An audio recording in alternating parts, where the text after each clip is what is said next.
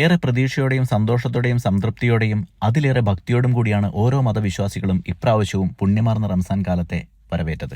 രാജ്യമെങ്ങും ആഘോഷ തിമിർപ്പിലാണ്. അങ്ങനെ ഞാനും ആഗ്രഹത്തോടെ അതിലേറെ ആവേശത്തോടെയാണ് ഇപ്രാവശ്യത്തെ നോമ്പുകാലത്തിനായി കാത്തിരുന്നത്. കാരണം കഴിഞ്ഞ 2 വർഷങ്ങളിലായി കൂട്ടുകാരുടെ കൂടെ നോമ്പെടുത്തപ്പോൾ കിട്ടിയ സന്തോഷവും ശരീരത്തിനുണ്ടാകുന്ന സുഖകരമായ മാറ്റവും മനസ്സിലായപ്പോൾ തന്നെ വരും കാലങ്ങളിൽ കഴിയുന്നത്ര നോമ്പെടുക്കണമെന്ന് തീരുമാനിച്ചാണ്.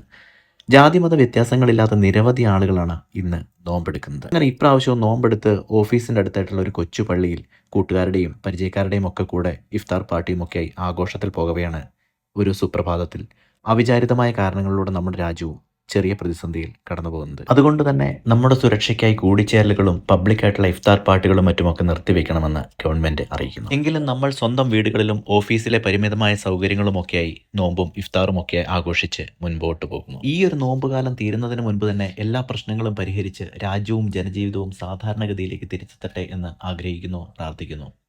ഇൻഷാ അല്ലാഹ്.